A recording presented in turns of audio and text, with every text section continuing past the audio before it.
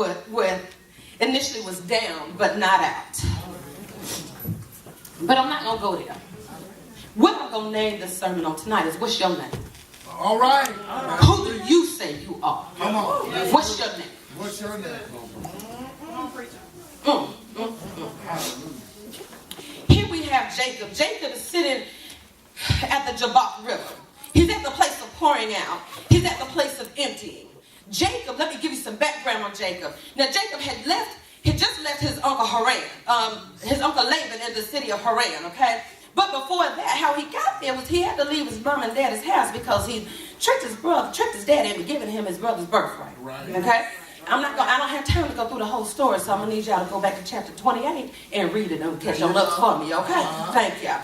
Okay, so what he did was, he said that he had to leave town suddenly because he tricked his daddy into giving him the birthright of the firstborn, which rightly belonged to his brother Esau. Esau found out and said, I'm going to kill you. So what Jacob did was he ran. He ducked out of town. He didn't stand up and take care and stand up to the responsibility of the thing that he had done. So he left there 20 years earlier, thinking that he was going to be gone for just a few months. His mama said, go to your uncle Laban. I'm going to call for you when your brother ain't mad no more. But she never did. So after 20 years of being in Haran, working for his uncle, slaving as a slave, as a matter of fact, if you read the text, it would give you insight. He actually worked as a slave for his uncle Laban for 14 years for 2 wives. One he didn't want in the first place. 6 years for some flock because he knew he was going back home. Okay. So, here he is now 20 years later. After he done ran away from home. After he done ran away from home. He done been used by his uncle. He done had to fight with his wives. He done had to fight with his cousins. Now he's in a fight for his life. He's in his greatest fight, as a matter of fact. He's here at the Jabbok River. The Jabbok, where it meets the Jordan River, as a matter of fact. Lord, thank you, Father. He's at the Jabbok River where it meets the Jordan River. So he's at crossroads in his life. Okay? Now, what's happening right here, see, when you come to a crossroad is a place where you will have to make a critical decision, okay, about something that will forever affect your life and those of who are coming after you, okay? So now when he's here at this crossroad, he just left his uncle Laban in the city of Haran. Now, he snuck out of there too. Let me be clear. Okay. Jacob is used to be a sneak. He's sneaky, y'all. Now, I don't know about y'all, but see, I've been sneaky in my lifetime. I've done some things that I had to sneak around. I did things I didn't want my mama to know or my daddy to find out about. Matter of fact, I've done stuff that my best friend don't even know about. I was sneaky, but see, when you're sneaky, it's because you're really ashamed of the things that you have done. Okay? So now, he's sneaky, okay? Now, mind you, he wasn't always sneaky. You're not born sneaky. You're not born a manipulator. You're not born a slave. But you become these things based on the decisions that you make. Okay? So now here Jacob is. He's at this crossroad. He's got to make a critical decision. He can't go back to Laban because he had just left a meeting with his uncle who tracked him down after 3 days to find out, now, why'd you leave and why'd you take my daughters? See, they belong to me. The cattle you own, the camels you have, those wives and them children, they're all mine. They all belong to me. Jacob said, well, I was afraid of you. I was afraid you was going to take it. But if you bad, go ahead and do it. If you think you got me like that, go ahead and do it. You think you can take something from me, go ahead and do it. Because it was me that got you what you got right now. Before I got to your house, you didn't have nothing. Before I got there, you was broke, busted, and disgusted. So now, here I am trying to go back home. It's time for me to do for my own household. It's time for me to do for my own family. But now you want to come and take my family. Try it. See what happens. Well, that's what happened. So they had this little altercation and whatnot. Decided they was going to go ahead and come to a compromise. Laban said, okay, I'm going to let you go. I'm going to let you go with the family and everything, but you better take care of my daughters. You better take care of my grandkids. But in the meantime, you can't come back here. See, you left without saying anything. You left the wrong way. You should have let me know you was going. But since you wanted to sneak away, since you want to be deceitful, you're going to have to stay here. You can't come back here. So now here he is at a crossroads. Because now he's got to go back home. Okay? He's got to go back home to the brother who said he was going to kill him 20 years earlier. Now, I don't know about y'all, but you know what? I'm going to tell you what happened to me. Not too long ago, I was told that I was going to have to go back home. I left my home 15 years ago. I left without telling anybody where I was going. Except for my family, of course. I left thinking I would never come back. I was happy here in Charlotte. I was content. I had made a life. I got married, had children. We had got a house. You know, I was doing good down here in Charlotte. Got a real good job. And then God says, go on home. I struggled. I was at a crossroads. Because I said, God, why? I didn't want to go back there. I never intended to go back there. Don't want to be back there. Do you know what I did back there? I don't want to go. That's why I left in the first place. Because I cut a fool. I cut a donkey back there. And what are these people going to say about me when I come back? See, I wasn't thinking about who I was now. I was thinking about who I was then. Okay? So now what has happened was, God said, you know what? It ain't about you. It's about me. That's right. So I said, okay, God. Glory. All right. I had to pour myself out. Hallelujah. I didn't want to do that. I had to pour myself out. So I said, okay, God. I'll go back. I'll go back for you. If you tell me to go, I'll go. If you tell me to stay, I'll stay. Whatever you say. But God, all I ask is that you take care of me. That you don't let me fall.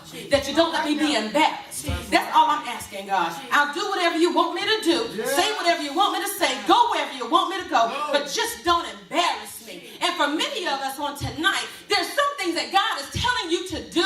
There are some places that God is telling you to go. But you're afraid of what people are going to say. You're afraid of what it's going to look like. Because you can't see it back then. You remember what you used to be. You remember what you ran from. You remember how you messed up. You remember how you deceived people. You remember how you cut people. You remember how you killed folk. You remember the things you did back then, but you're not looking at what God has for you now. God said, if you go back, he told Jacob, when you go back, I will deal well with thee. That meant no matter what went on, no matter what came his way, no matter what the people said, it was not going to affect him negatively. Jacob, however, didn't understand that because he did not know God. He believed in God, but he didn't know God. So now he's at the point of a crossroad. He's at the point, he's either meal or barbecue. Stand up, man up, or cowboy out. It don't matter which one you do, but God will get the glory out of it. Either way. All right. Woo. Lord, I thank you. Preach. So what has happened here? What has happened is he's here at this camp now.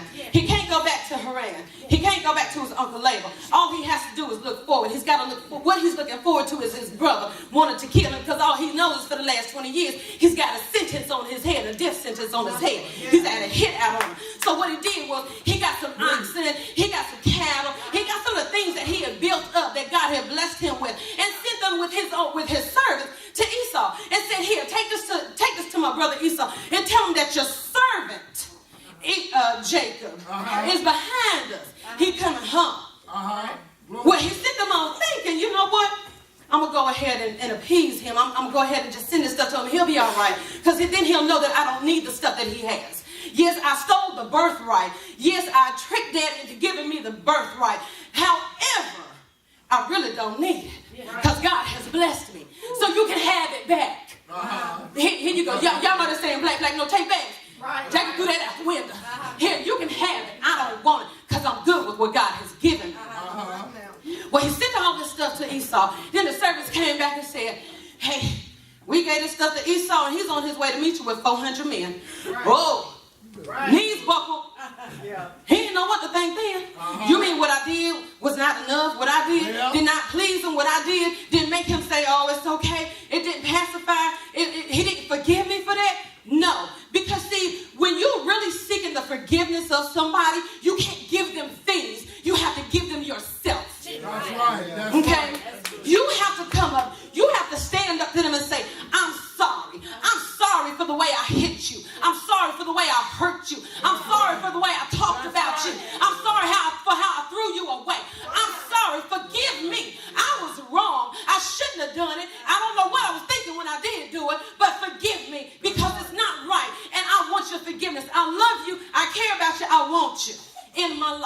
Hallelujah. That's what happens when you're seeking true forgiveness. Jacob Jacob wasn't there yet. Come on. He still wasn't there. See, Jacob is going through the motions. And many times we go through the motions of things. We go through the motions of forgiveness. We go through the motions of relationship with God. We go through the motions of working. We go through the motions of friendship. We go through the motions of working a business. We go through the motions at work. We don't really have a passion for it. We don't really like it. We don't really love it. We really don't care what the outcome is as long as it benefits us.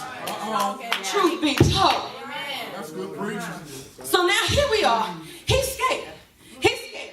Now what do? I'm going to ask y'all a question because I know what I do. Because I know the struggles that I've been through. I know how many times I've hurt people, I've threw folk away. I know how many times I've had my back in a corner and been at crossroads in my life and not knowing what in the world that I was getting ready to do. What do you do when you come to that crossroads? What do you do when you're stuck between a rock and a hard place? When you have nowhere else to turn? You can't call your mama. You can't call your daddy. You can't call the pastor. You ain't got nobody. It's just you and the air. What do you do?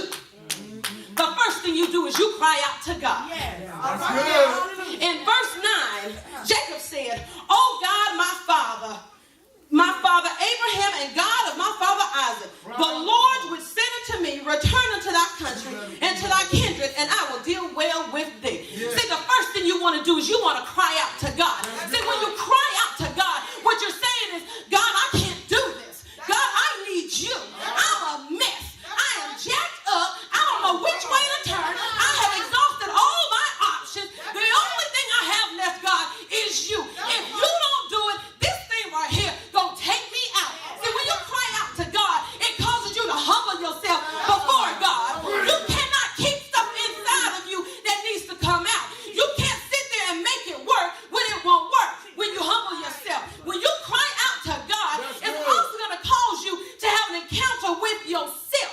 You're gonna have to be real with who you are. Jacob, later on in these verses, Jacob said, "I am not worthy of the least of all the mercies and all the truth which thou hast shown unto thy servant. For with my staff I passed over the Jordan, and now I am become two bands." Jacob understood everything he had when he went into Haran was because of God.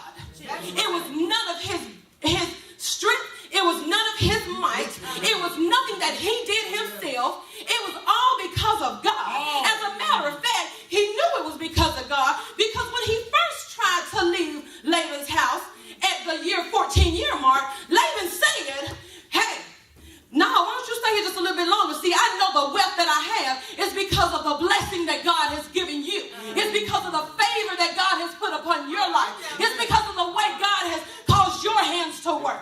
See, he knew the blessing. He knew God. He believed God, but he still didn't know God.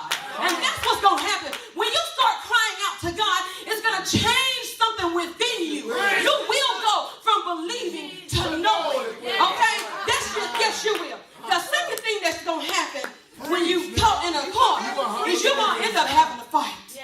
Let me tell you right now. Use those I don't care where you are, where you come from, how much money you have in the bank, who your parents are. I don't care about nothing, what your job is. I don't care about none of that. When you stuck in a corner and you ain't got nowhere else to go, you're going to come out kicking and screaming, fighting like your life depends on it. Here we go. Here comes Jacob. After he cried out to God, he still has some issues with him. So be clear. You still going to have some things to deal with once you cry out. Okay? It ain't over. Yeah. The fight ain't over. Once he cried out to God, he still tried to separate his stuff, thinking, okay, what if he comes and kills this one, then this one will live. What if he comes and kills this one, then this one will live. What if he comes and kills this, well, this one will live. Ultimately, what he wanted to do was save his wife and his children. Okay? Because he can regain everything else, but he could not regain them. So what he did was, he did all of that stuff. But then it says in our text, verse 24, he was left alone, and there wrestled a man with him until the breaking of day. Now, sometimes, many times, most times, when you in a fight, you're going to have to do it alone. Ain't going to be nobody there to help jump in with you. Ain't going to be nobody there you can just call up, and it's going to be there. See, I remember when I was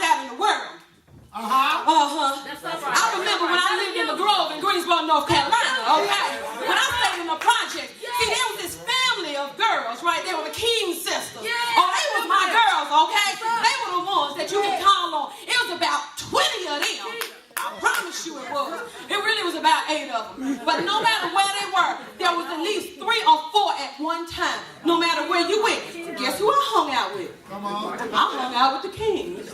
Y'all all right? They taught me how to fight. Right. Yes, they did. They taught me how to defend myself. Matter of fact, my first fight was with the king's sister, and she whooped my tail. But it was okay, because I got back up.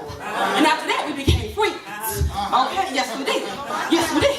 But see, when you're fighting, a lot of times, you're going to be by yourself. You're not going to have no kings to call on. You're not going to have nobody to pull on. You're going to have to walk this walk by yourself. Jacob wrestled with this man by himself. He sent his wife, his cattle, his possessions, his kids, everything over the Jabbok River. But then he came back to the other side. Yeah. My God. Everybody was gone. And it's those times when you really gonna get intimate with God. Yeah. See, God, sometimes God will have to remove everything. Remove all of your distractions. Right. He's gonna have to remove everything that you hold dear. He's gonna have to remove everything that you place your confidence in so that he can get you alone, so he can deal with you himself. Yes, he will. Yes, he will. There were many a nights I was in my own place, on the floor crying, kicking and screaming. There were many a days, many a nights when I was like, God, where are you? I don't see you. I don't feel you. I don't understand you, God. I don't know what's going on here. But what I did know was that God was right there in the fight with me. Even though he was alone in the natural, spiritually, he was not. Because see, here the man is a foretelling of Christ, as a matter of fact. This is God come down in the flesh to wrestle with Jacob right there at the Jabbok River. Okay? He needed him to pour some, God needed to get some things out of him that only he could get out of him. Nobody else could get out of him. Nobody could pray it out of him. Nobody could cast it out of him. Nobody, he wasn't even going to give it up himself because Jacob was determined that he was strong-willed. He was a fighter. He had been a fighter since birth. Did you really think he was getting ready to give up and lay down and fight now? Absolutely not. So God said, okay, I got you. I'm going to come on down here with you. I'm going to get on your level. I'm going to get down here in the dirt with you. We're going to get real dusty. We're going to get real grimy. It's getting ready to be on and popping. It's going to be me and you because you're going to give up. You're going to surrender to me. There's some things I've got to get out of you. I can't move you into destiny when you still being prideful. I can't move you into the new thing when you still being arrogant. I can't move you forward when you still being all about yourself. I got to take all this manipulation out of you. I got to take this argument, this strife, this myth. I got to get all of this out of you. But Jacob said, you in there for the fight of your life. Because I'm not getting ready to let it go. I'm going to hold on to this. Because see, all this has worked for me all my life. All my life I've been able to do this. And I done got what I wanted. All my life. All my life. I done held on to my stuff. I done kept my stuff. When somebody tried to steal it, I went back and got it. You're not getting ready to take this away from me. I fought for this. I worked for this. I did this. God said, not you, but me. Watch this. And it's at that point that God touched his hip. Now you got it. Now you got it. See, what's going to happen? What's going to happen? When you think you're down and when you think you got it all together, when you think you know more than God, when you think you know better than God, when you think you're smarter than God, he gonna give you a limp. It don't matter what your limp is. I don't know what your limp is, but I know what mine is. I can't tell you what it is, but you can think about your own. Honey, it might be fornication, it might be drugs, it might be let me get that together right here. Ooh, Jesus. Whatever it is. It's the limp is the thing that is sent to remind you of where God has brought you from. Okay? It don't matter what you went through. The limp, I know for me personally. My God, what a word. Preach. What a word. Yeah. All right. Yes. Use the Lord. Come on. Use the Lord. My limp.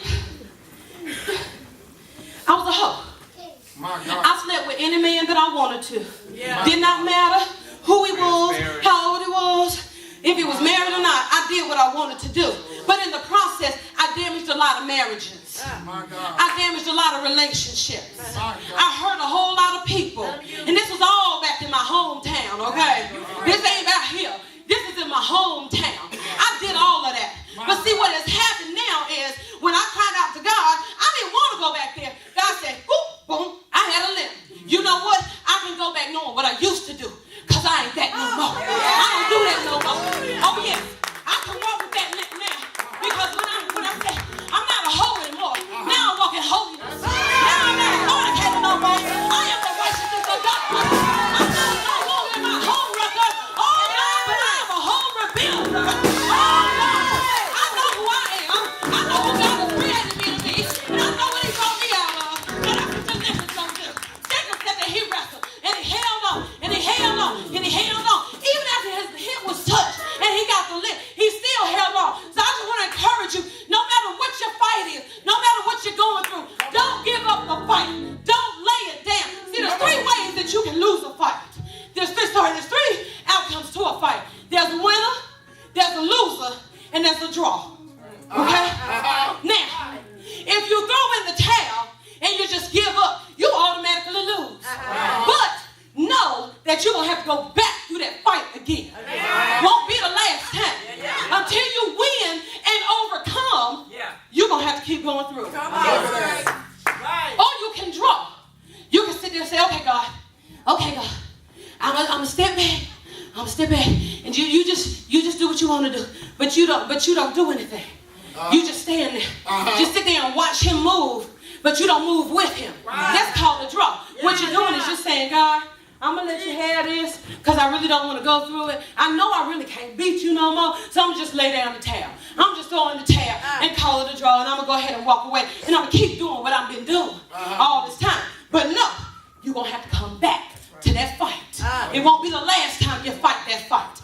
Then there's the winner. Come on. If you stay in the fight, if you stay in the dirt, if you stay on the ground, you will come out victorious in the end. It may not look like it, but you will. It says it here in our text that when the man touched Jacob's hip, Jacob held on. He said, let me go for the daybreak. Let me go. Jacob said, I ain't letting you go till you bless me. Know that when you're in the fight, if you endure to the end, you will get the blessing. Not only will you get the blessing, your name will be changed. You will no longer was he Jacob. No longer was he manipulator. No longer was he deceiver. No longer was he liar or thief. Now he became Israel, the one who fought with God and overcame. Now he became the father of many nations. See, out of him came Judah, praise. Out of him came Joseph, the one who would save his family,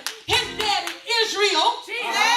Later on down the line. See, most times, 9 times out of 10, when you're in a fight, it ain't about you nowhere. It's not about you. It's about the generations that are coming after you. And it's what you show those people, what you show your kids, what you show your cousins, what you show those who are watching you, what you show them as they are coming up is what they're going to do. That's right now. Okay? I'm going to prove it to you. I'm going to prove it to you. After he got through this fight, they went on, he met Esau. Esau said, yo, bro, you good? Come on back home. Jacob said, now, you know these women is tired. I got these children. You know, these oxen, they got to be fed and watered and everything. I'm coming. Just give me some time. Let me make my way. Let me walk at my own pace. He said, all right. Esau said, okay, I'm going to need 400 men with you. No, I don't need nobody here. Just trust me. I know it's hard for you to trust me. I know I haven't given you a reason to trust me, but trust me, I'm coming back home eventually. Because he didn't go home right away. He went into a whole nother land. He went into the land of Shechem, as a matter of fact, which is not Canaan. Okay? He went to another, it was in the land of Canaan, it was in the region of Canaan, but it was not the land of his fathers. It is not where God told him to go. However, God allowed him to circumvent and go over here so that he can bless him all the more. Now, see, he's here in Shechem because he still has to get some stuff out of Jacob. Oh, a lot came out of him. He got a lot out. He came out with a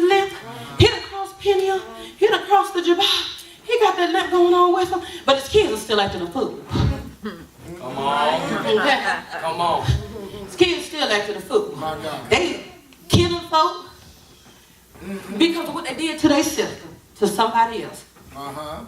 So again, I say, Good word. be careful what you do, because what you teach your kids is what they're going to do. Yeah. See, they learn from the best. They learn from a deceiver. They learn from a liar. They learn from a murderer. They learn from a deceitful one. They learn from him how to do all of this stuff. So guess what they did when they got grown? They did it too. That's right. They did it too. Now I can say, I've done some really bad things to my children. I have abused my children. I have used my children. I have cast my children aside. But I praise God that who I was is not who I am today.